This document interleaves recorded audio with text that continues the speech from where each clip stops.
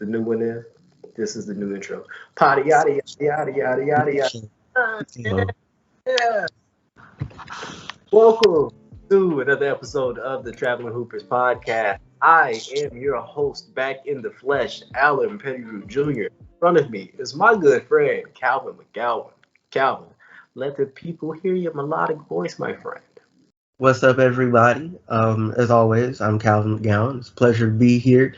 I hope y'all enjoyed your fireworks on the 4th and presumably, your various beverages. Um, and yeah, it's good to be here. Yes, yes, and I pray that you all have your still.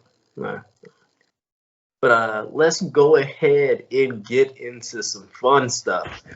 It's officially finals, even though it's like a month after it normally happens, and we have the Suns and the Bucks in the finals after the first time almost 40 years for the Suns. I'm doing Charles Barkley bad. It's probably closer to 30, but it's been a long time.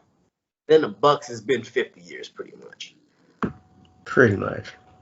Let's talk about how each team has got it. Just like I've been so impressed by the Suns. Like we talking about the Elbow Brothers and Chris Paul and Devin Booker. Yeah, I'm saying that I'm trying to make it happen. We got emerging as a top 5, top 10 center in the league right now. Mikal Bridges is having a breakout party nationally. Like he's been good, but this dude has been amazing. Campaign story. There's nothing but great storylines for this. So happy to see everybody here. About Frank Kaminsky, if Kaminsky gets a ring, I've been wondering why he's still getting the NBA check for at least 4 years now.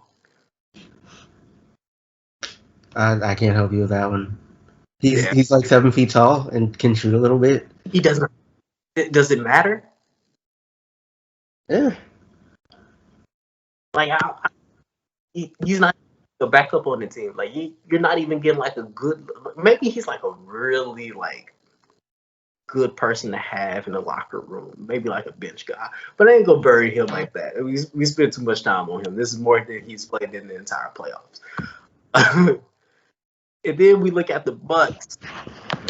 I think that Giannis's injury.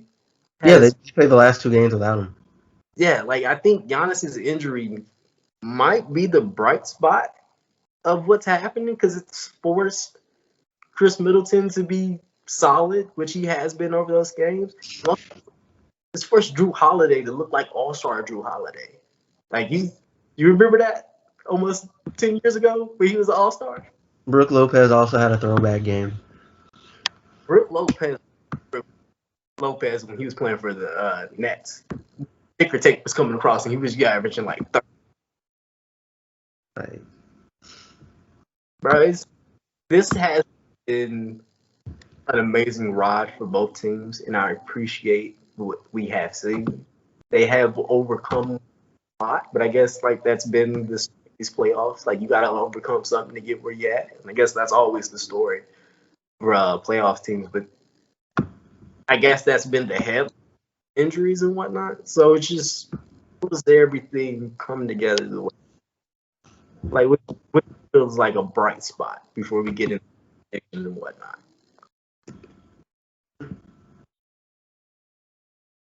Alan, repeat that. Ooh, what do you feel like has been a bright spot for both teams before we get into predictions and whatnot? Well, a bright spot for the Bucks definitely is like how they were able to play without Giannis. Just because, one, I'm sure, if you're the coach, if you're the GM, it's nice to know that, like, your team doesn't completely fall apart when their best player can't play. And they managed, to get their last 2 games without him. And for the Suns, I don't know, like, everybody's been fairly healthy. Chris Paul gets to go to his first finals. after being in the league for what seems like forever at Yeah, this point.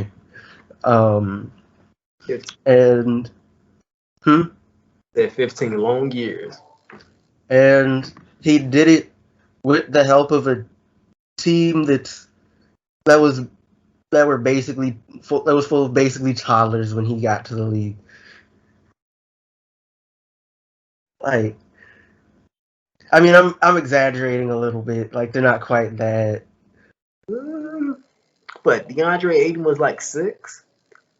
Okay, fine, I guess. Like, if that. Like, them boys was babies, yo. Um, and also, um, the all the people who are in charge of like doing the games and stuff, the news people, get to complain about being stuck in Phoenix and Milwaukee for an entire what 2 weeks roughly, Yeah. depending on how things shake out. If those towns are not LA, but there's only what? It's like New York and need. We ain't really been at a finals in either one of those cities in almost a decade for the Lakers. And I don't even think my parents remember the last time New York had a finals hosted in their city. So does it matter? I'm pretty sure we were toddlers then. We weren't toddlers. Hold up, wait. They, Hmm? they did nothing finals wise since the 70s. I thought it was the '90s. Like, wait, you never got to a finals? Wait, Okay. no, I don't think they got to one. You correct. You fact checking. Because I could have sworn there's a whole thing. Oh yeah, Uh, I will be around. But two let's games. see. Uh, Certainly, none of the people who are working as broadcasters were working as broadcasters then. Boys was playing. let's see. Except Marv Albert, but I also think he's done. Uh, And this is gonna take me a second. yeah, you good. I feel like every time somebody complains about location, you just tell them you don't know how to have fun. You mean tell I- Let's see.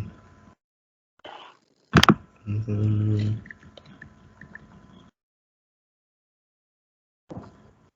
come on, Tech man. I feel like this is a quick Google. I mean, it occurs to me there are probably easier ways to answer this than I'm going about it. Now that you say that, yeah, they made it to a. He made it to a finals.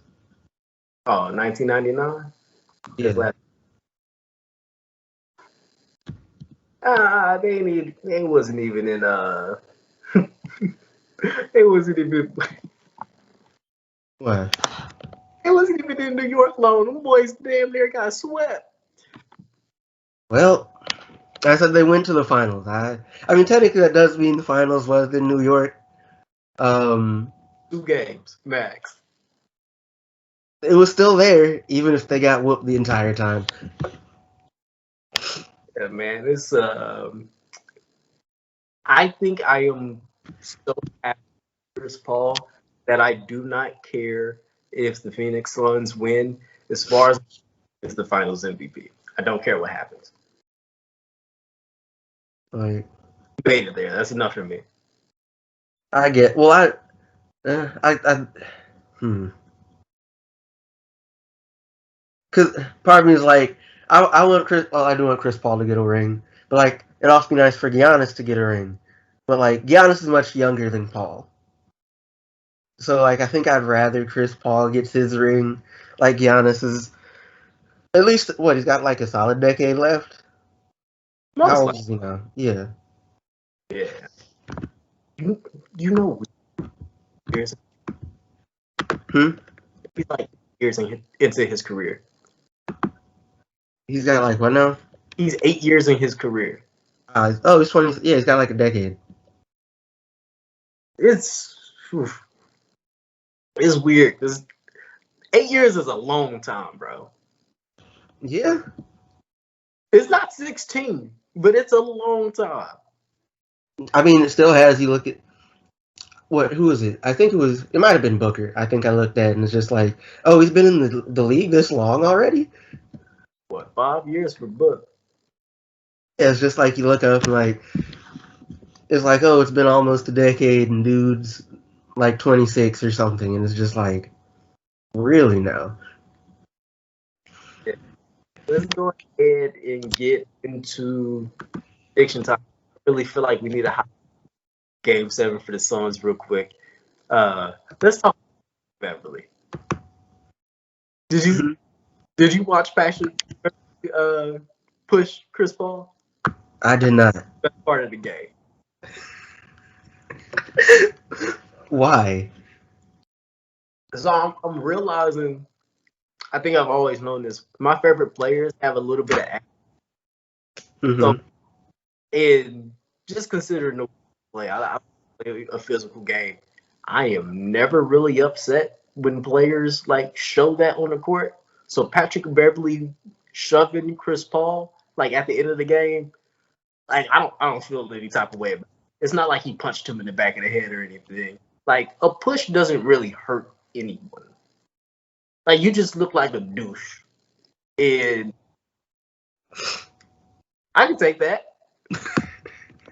That man had a solid game outside of what probably is a freaking well shoot. That was like after the game really.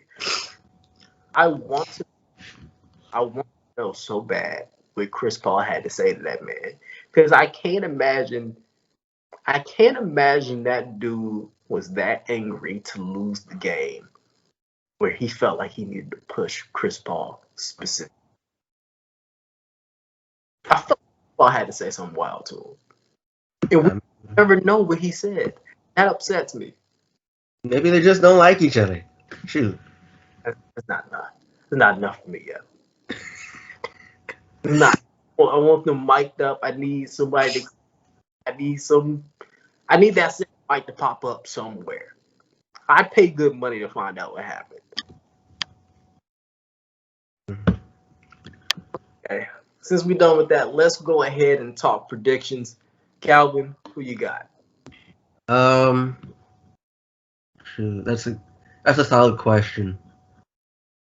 Because on the one hand, it's because like the thing is, Giannis is out. My understanding is that he'll probably play in the series and game one if he can. He apparently was not thrilled about being sidelined for those last two games, the last series. Um, but it's kind of shoot. This is gonna be a fun one. I I'm not. I'm gonna go with the Suns just because Chris Paul and like I like to see him get a ring. There's not a whole lot of analysis to this one because analysis would leave me here all day. Um, but yeah, All right. I think I'm gonna go with the Suns too, because I think the Suns may be deeper overall than the Bucks are. At least for people who have like some big difference. In, I think the matchup between Holiday is going to be really fun. But I think from a scoring standpoint, Chris Paul, like, yeah, we were talking about an all-world defender in Drew Holiday, but I will always say this: defense doesn't mean much when you know you a bucket. Like you can slow me down, but you can't stop me from getting 20. And I think you can't stop Chris Paul from getting 20 or getting the assist that he wants to make plays. Then when you move down and we go Chris Middleton versus Devin Booker, where we're talking about score, give me Devin Booker all day. Um, I know they're going to have enough defenders to really throw at them. I think the Chris Middleton Devin Booker matchup is going to be fun because I think that's who you have to go with because you have to have your two best perimeter defenders guarding Devin Booker and Chris Paul. And I think their two best perimeter defenders are going to be Devin Booker and not Devin Booker, but Chris Middleton and Drew Holiday. Mm-hmm. It's going to be really fun. And then we go down to the three, and we're looking at Mikal Bridges versus my bad. Who's their starting three? I can't think of anybody who's going to. PJ Tucker. I'm not really worried about that match. Well, actually, starting three would be Giannis. Well, depending on how. Four. But I might be. Like, I've always thought of him. There are a lot of dudes I look at and like will apparently be like fours that I tend to think about as threes because of like how they play is just very different from how I typically think of fours. But it also occurs to me like, it would either be Tucker or Portis, and I'm pretty sure Portis doesn't normally start. I could be wrong though. Yeah, you're right.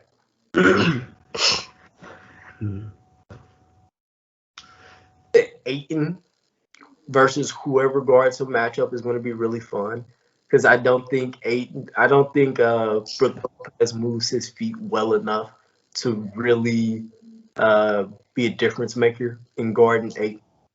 And if we're talking about, we got plenty of dudes that can cook you and drop coverage that play for the Suns.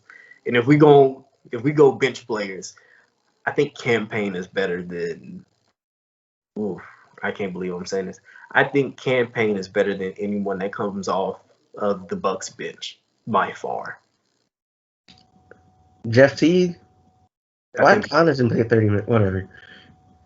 I'm looking at the sheet. Think so? You said what? Repeat that. I think he's way better than Jeff Teague at this point in his career. Okay. I just think Suns are loaded. It occurs to me like something I just thought about. I'm sorry. It's just that like if I'm the Bucks, I'm not sure what them and their coach are gonna come out with to start the series, but like I would probably run something where like argument. Put your worst man defender on Chris Paul and have everybody else just like super tight coverage the entire time. Let Chris Paul do whatever he wants, scoring wise. Just don't let anybody else get theirs. If that's easy to pull off is a whole separate thing, but like a lot of the benefit of Chris Paul is his ability to get the rest of his team involved and to dictate the flow. If you can, and also just the truth of like one dude can't beat a team. Like I don't like if like Chris Paul can go for 60 long as we get 61, right? And like it wouldn't be the easiest thing. You'd have to contain the rest of the dudes, play good defense in the passing lanes. But like Chris Paul will probably take what you give him at least to start. Which means that you could at least for a couple possessions just let him score. And like, but I don't know. I could be wrong completely. It's a thought though. I feel where you're coming from, but I think Chris Paul is too good in isolation. Or if we're just talking about this in pick and roll, all the Bucks do is drop coverage. And if you're gonna leave that elbow open, we're talking about a dude that's shooting 50% from the elbow. Like, I think he's more efficient than just about everybody else that team. Like, even Giannis getting to the rim, I think when he's faced up with Ayton. Now, I think it's a completely different situation. Dario Saric is in the game. Like, I think Dario Saric might be a tad bit picking on this dude, and he keeps proving me wrong. I don't think Dario Saric is going to be much in this finals run. I don't know who he guards. Like he's not exactly quick enough on the perimeter to go out there and Brook Lopez. And if we're talking about him versus Giannis, give me Giannis in the post all day. Uh, so it's going to be an interesting one, yo. And then we're talking about what? If we go head coaching battle, we talking about Monty Williams and Chris Paul versus Mike Budenholzer, who is notorious for not making the greatest adjustments. That's fair. Yeah, man. This is going to be a really fun series. I got the Suns, and I guess I'll be basic and say go with the consensus and say Suns in 6. I'm here for it, yo.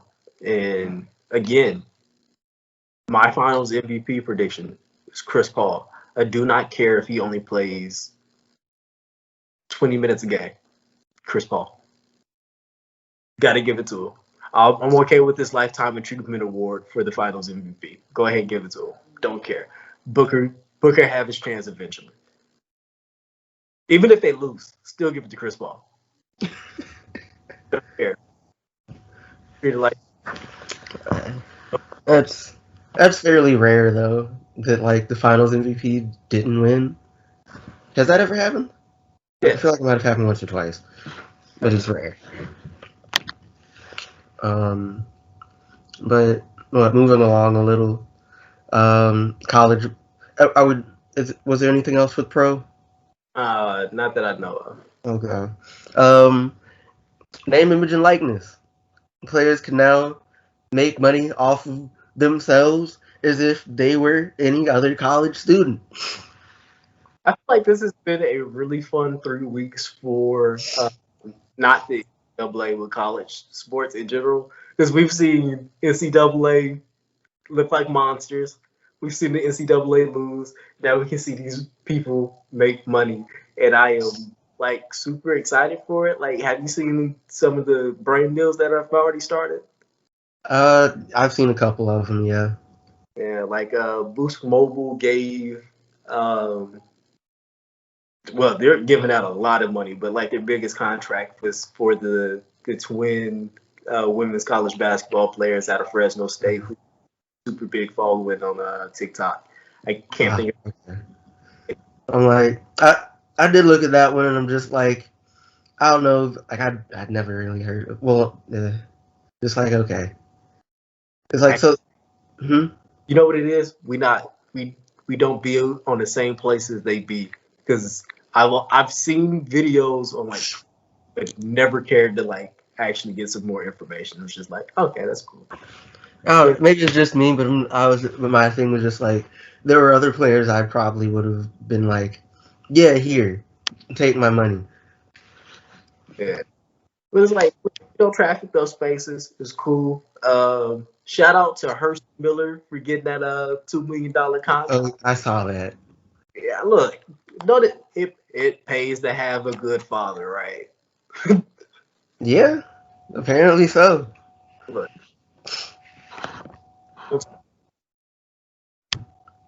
your freshman year, you need to take a tax class. Figure out how that stuff works. I know you might have a person who's on your team that is going to do that for you. No, figure that out for yourself. Like, just on the off chance that people want to be goofy and try to take advantage of you. I know you still got your parents, and I know these schools are going to be looking out for you. Do that for yourself. It is going to be a huge thing for you to know this now. You were a business. You are a business at this point. You have gotten the okay to function how you want to do. Please take classes so you understand things financially. And read the fine print. I'm almost not even worried about you. No, please read the fine print. But the schools are supposed to be looking out for you in some situation to make sure your contracts are good. They, as far as I'm concerned, they owe them that at the bare minimum. At least the NCAA, you've been wrestling for all this time. At least you can just give them a benefit where they can help out here. It's always beneficial for you to know how to finesse the system so the system does not finesse you. The system is not made for any of us to truly survive. It's made for them to continue to do what they want. Know the system, do what you want. But go ahead and get that money. Yeah, like it's glad like it's good to see, that it's gonna be an actual thing. And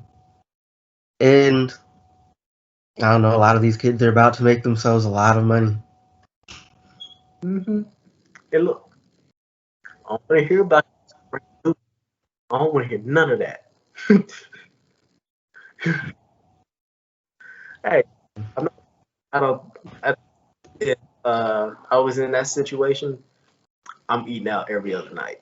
I'm finding out some type of way. I don't care what I'm finding some type of way to make sure I got good food every night. Get accident deal, something. But you think it'll affect kids going to like the G League and like the pro options as far as basketball in particular? I don't. I think what we're going to see is a little bit of the bag will talk. Because if you name, image, and likeness, those guys who are going to be seniors and they're going to be deciding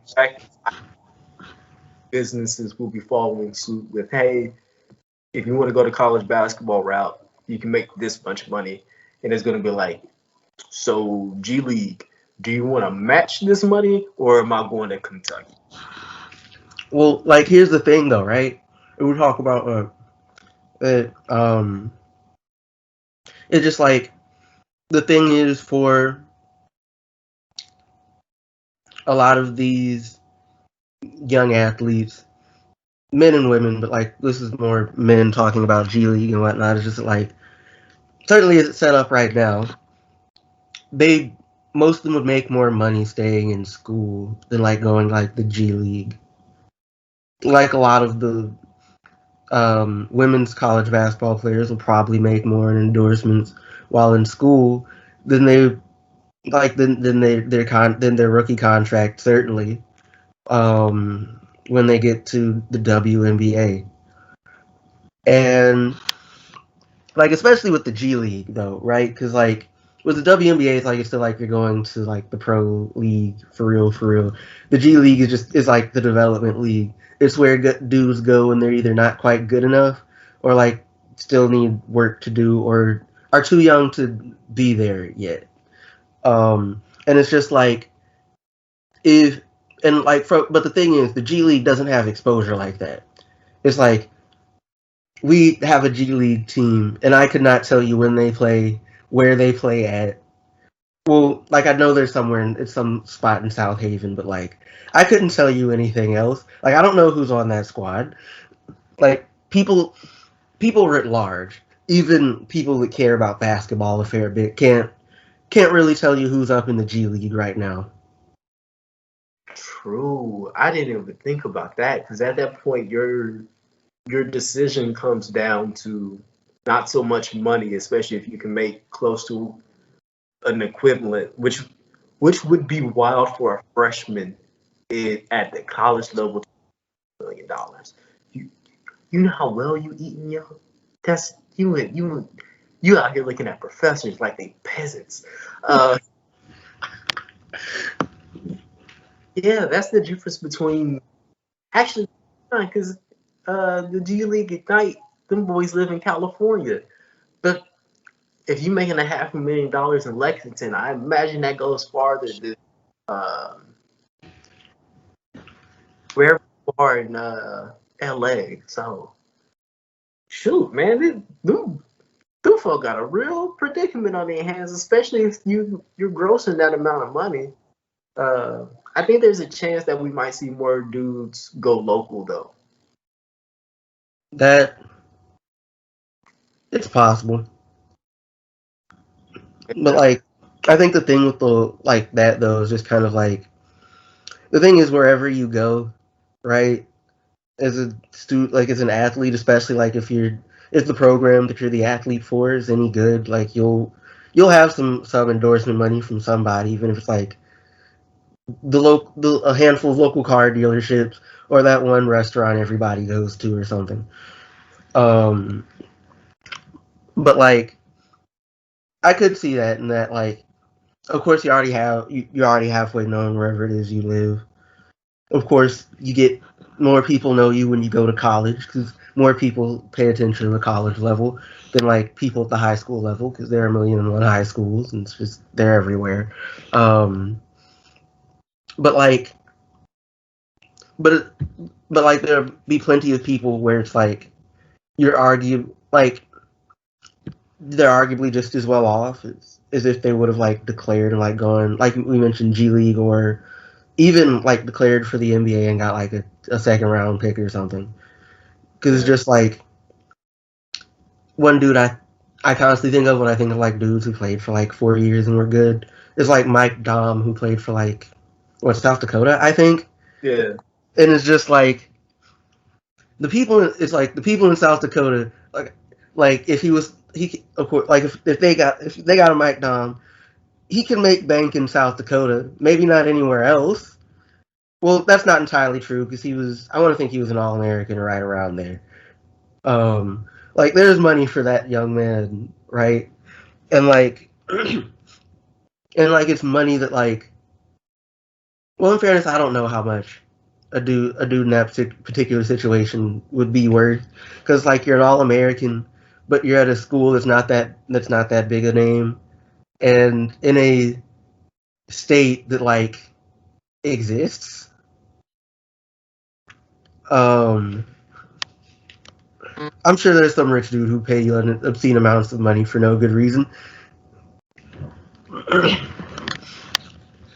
I think that's going to be the biggest one because I would not to be nosy, not to be counting people's paper, but I would like to see what these numbers are looking like because I know when I was reading the article, them, them young folk, especially the ones that were mentioned, are getting the bag. We're talking about college, um, college football. There was a few other sports where those people are getting paid handsomely for their thing. I want to know what the median is. I want to know what the average is. Like that's going to be a little bit more where my head that is. Because I don't know about you. I used to go to when I was in school. $700 last me for the entire semester in Tallahassee. So I can't imagine with $5,000. Like I would, ooh, look, I'd I would learn how to cook crab legs, baby. We having a crab boil every week. This is gonna be interesting. I'm happy for them. You know? They're about to be mad creative. I feel like the median would probably be I don't know, probably wouldn't be too crazy. You'll have a bunch of folks who get you'll have kids who will get obscene amounts of money, some of which will make sense. Like Jalen Duran, like commits and he'll immediately get paid, right? Yeah. Um, like dudes like that will get a whole bunch of we'll get a lot of money. Maybe like yeah, they get. Hmm. It also helps that Jalen Duren should probably model. That's a handsome young man. It probably does help, but like a dude like him will probably get a couple million in endorsements, I'd imagine, um, or close to it. Like, like think about it. Like even if he stays at Duke for like 4 years, and he's not, there's no good reason. There'd be no good reason for him to, right? Matter of fact, I don't even think Duke's in his final five. Beside the point right now. Point being that like he stays somewhere for like 3 or 4 years, and like it wouldn't surprise me if he's making rookie contract money because he's gonna be well known in his area. He's gonna be well known countrywide because he's the best player in his class or the second best, depending on who you ask. But like that, but he's gonna be cold. right? And that's gonna draw more attention. If he's any good at social media thing, more bigger following still, right? Yeah, dude, you know what I just realized? What? Imagine if you have a crazy March Madness run and you're you Hmm. already became a star overnight. Yeah. Go back to school and cash out, man. Ain't nobody gonna be mad at you. Like Max Asmus is Hmm. in best positions in college basketball. Like I don't know if you heard, um, he went to the combine. Combine and played poorly. It don't matter, dog. Everybody already know you. You're a natural draw in what wherever Oral Roberts is. I think that's in Yeah. Oklahoma. Oh, I have no idea. But Like you should be able to go back and eat, especially the fact eating score for the nation. Like that's gonna be a great situation. hmm This will be interesting. like, and like the thing is, like I think something will also come to see, right? Like, is that like the women's players from a monetary standpoint are going to be shown to be a lot more value, like to the, okay, all right, no, I'm gonna cut random economic talk out, but like going to be shown to be like have a lot more monetary value in terms of like their names, images, and likenesses than a lot of people want to act like. Like you mentioned the Twins where you say South San I don't remember where you said they play at. Hmm? Fresno State. They went to Fresno. Okay, Fresno State, and like I halfway follow the stuff and I've never heard of them. Um, so like, and like, Buchers is about to get paid. Buchers, that girl at Iowa, um, Fudd, who's just coming in. Um, who else? Just that probably a couple girls at Stanford. I know that one who just won what MOP in the tournament. I can't remember her name for the life of me right now. I don't know why. So you know how in track you can be a Nike sponsored athlete. Hmm. Are we gonna like? How long do you think it's gonna take for like the big brands to start doing About a week. that? Because I'm really excited to see like the college branch, because especially the ones where you like, "Okay, let's go ahead and get you suited up right now. Like, Wait like anymore. yeah, it's like what was it? To quote, I think Sonny Vaccaro, and like they're quoting him in like a documentary about like all of his stuff with the shoe people and whatnot. Just like why they give the deals to like the schools, like the coaches, like because we wanted to give them directly to the players, but they wouldn't let us. They can give it directly to the players now, right? And so yeah, it's like I said, Jalen Duren will get paid as soon as he commits. Like like this, even if like he hasn't talked to anybody, there are people lined up waiting, right?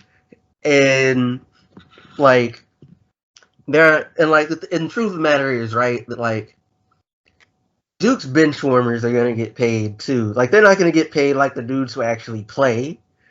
Well, they might when they commit, but like after a year or two, it's not gonna. Um, but it's also a thing where it's like if you're like Nike or Adidas or whatever, why wouldn't you want to have an All American like the dudes who made the All American team like repping your organization, unless like dude's just like a terrible person or something, and you found out from so and so or some such. But like, assuming they're not terrible people, it's like why wouldn't you want a dude like one of the best players in the country wearing your shoes and your clothes and like in your commercials? Yeah. This is going to be Like, to see how all of this plays out, because I could see I can see transfer numbers dropping because of this, and I could also see early entrance of the NBA Finals. I'm not after thinking about this. I'm not sure if it will increase or decrease, especially if you're one of those kids on the bubble. Because I feel like putting your name in with the NBA draft, that just kind of gets you more spotlight.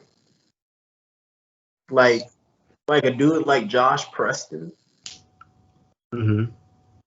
like you just had this wonderful Cinderella story. Now people got to pay you, or at least would want to pay you.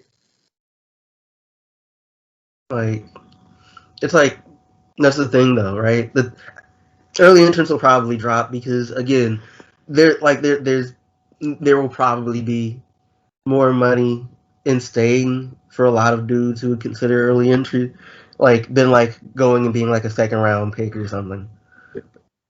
When you get to like the first round players that aren't like top picks, probably the thought process gets a little different, right? But it's also just like, it's probably more fun being the best dude on your college team than being the dude at the end of an NBA bench. Yeah. Especially when you're making what 10K. It's the best. Yeah. I really wish people knew how money worked because $10,000 to $15,000, if you know how to budget it, that's a lot of money when you don't have real bills. It's a lot of money. Yes. So that's a big flip, yo. Like even if you have bills and you have a solid budget, that's a decent amount of money. Unless you're just being stupid with it. But it's not about money. I don't care what you do with it. To be honest with you, just don't be too ignorant. Somebody's going to be, and we'll probably hear about it.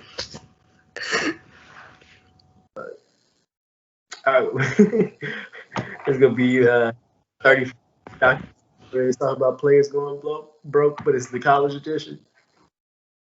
That would be so strange, though. It's just like, but whatever. Moving on a little bit, just to move the conversation along.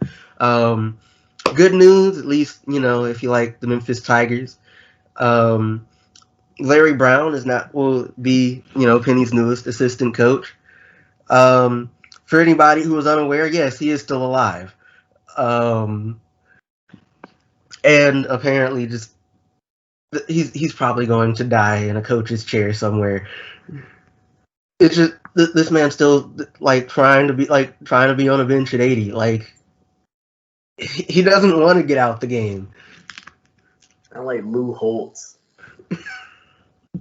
Like, but it's good news for the Tigers in part because, like, well, one, it's good news because Penny wanted Larry Brown on his staff since he got to Memphis. But the AD at the time was like, no. I guess there's some hoops you had to jump through to get him or something, clearances and stuff, because, Larry Brown is Larry Brown. And did numerous violations in his various head coaching stints. But he's also an amazing head coach who's been successful at both the college and pro level. And at this point, right, is like Penny kind of just needs to teach him how to run a good offense. Because, like, Penny seems to have defense figured out, right? According to Ken Palm, the last 2 seasons, Memphis's defense were ranked 5th and 1st in the country at the end of the season, respectively. So, like, defense, Penny seems to have defense figured out. Offense. Oh, no, all right, for perspective. So according to Ken Palm, at the end of the season, Memphis's offense was ranked, I think it was 121 in the country. And this is after DeAndre Williams got cleared and immediately improved everything offensively that Memphis had going on. So it was So this is after a massive improvement by adding that young man. So just imagine what it was like beforehand, right? It was, and I saw those games. It was rough. They lost games they should have won. So is that a talent issue, or is the offense just that bad? I think I'd make the argument it's more of the offense just you can make the argument it's a little of both, but I make more the issue of like it wasn't Penny just didn't do a good job of setting up the offense. It's like even in I think their first game was against, or at least first game I saw, I think was against Western Kentucky. Mm-hmm. And like their defense wasn't the issue. It was just like a lot of like they didn't, on the offense side, they didn't move the ball. They, kind of just tried to ISO. Like dudes were playing kind of selfish. Like it was hard. Like offense was hard to watch. Defense was great, but that doesn't matter if you can't score any points, right? If you hold them to 1 point, it doesn't matter if you scored 0, right? Um, but Larry Brown should hopefully be able to help with that. Like, don't let him anywhere near recruiting. Like, just don't. But like, practice, like all the stuff involving like practice and like getting your stuff together. Let him work. Take notes, right? Like even if he's just there 1 year, right? Long as Penny learns how to do it, like it's money well spent. And like I know there are people who think that Penny's not a good coach. I would disagree. At the very least, even if you want to make the argument he's not a particularly good coach, there's still a lot of room for improvement there. And like he can clearly coach defense at this point, so it's not a lost cause. And he's also a really good recruiter. So yeah. Okay. Let's talk about the other coaching hires that are going on. But Nate McMillan got an extension, Mm-hmm. 4 years. Don't really know the financial part, but he pushed the Hawks like really deep this playoff run, and I'm glad that he finally could get interim tag taken off and is full time with it. What was another college coaching one that you want to talk about? Um, I don't think there have been too. Oh, okay. So let me make sure I get Buddy's name correct, just because I, I don't know Buddy's name. I'm not gonna front with you. But Bethune Cookman, BCC. I really shouldn't be doing this in an official capacity. I apologize for No, now. But no, all right. But full seriousness though. They reportedly have just hired a new head coach, a Reggie Theus, and in the process have, of course, chosen not to hire their interim head coach, Dominic Taylor, who, just for the record, like they did this right after, like the space for like the transfer waiver stuff was up, so like players and also the coach functionally would have assumed that he was going to coach the season, right? Because it's they hired him after the players couldn't really leave. yeah. So my understanding is the players aren't particularly thrilled. Of course, Coach Taylor almost certainly isn't, because why would he be thrilled? And it's just kind of a shitty move. Like, you can't really blame a dude for taking a job, but like, you can blame the people who hired them for doing them under particular conditions, I suppose.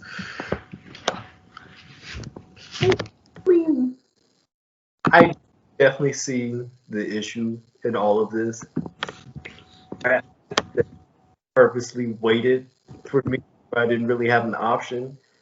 Uh, but doesn't Reggie Theus is like a former NBA player? Like, Yeah. unless his coaching track record is poo, maybe you should give him a chance. You should probably avoid fighting him because Reggie Theus is kind of big. But you know, old banana in a tailpipe. I feel you. Like I think the issue is less that it's like it's more the how, I think. Yeah. In exactly the fact that he was hired, right?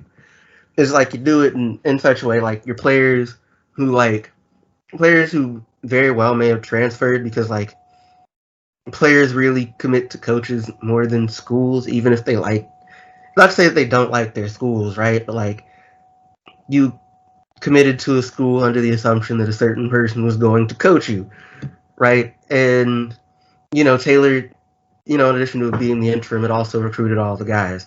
So yeah. Also, I'm looking at his head coaching record. It's not very good. You talking about Taylor or Theus? Theus. Taylor had a much harder job. Yeah. Theus also appears to not have coached since 2018.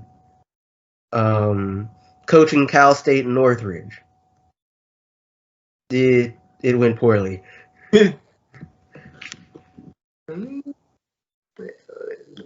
Much, probably not much easier conference now that I'm thinking about Cal State Northridge, but a bit easier conference in the MEAC. Hopefully they can really sell this whole name, image, and likeness and the appreciation of having a former NBA player there. Because if they can't, Like you make that man job really hard. Like he's already like up. he lost the locker room before, and like he hasn't even done anything for real yet. Good. But but also Bethune's not in the MEAC anymore. They left with us. They're in the SWAC now. Okay. More competition there. This should be interesting. I'm looking forward to like seeing really how Fam does in the SWAC. I don't really care how Bethune does. Like you want them to be good, just so like when you beat them, it feels better. It's like I wish you all success in the world, except for when you play with us. Matter of fact, scratch that. Just y'all are here. Just I need them to suck all the time because it's so much better for heckling. it is. But like I don't know. Like if they're good and we beat them, it means more on a grander scale, I suppose. But I don't know. Heckling is fun. Isn't like we'll do it anyway. You don't really need a reason. Shout out to junior year. We were elite level hecklers, bro. Oh man, I love going to basketball teams and making fun of both teams. Like, oh y'all all hey God. You remember when we played that Christian school? I'm trying to remember. Vaguely, because like there were random teams that they put on the schedule. Yeah, bro, we hit the boys by like 80. It was like 3 people that were like 30 on the other team. Like they brought their kids to that game to get smacked on. Ooh. And I think there was a dude in an eye patch. Yeah. Good basketball though.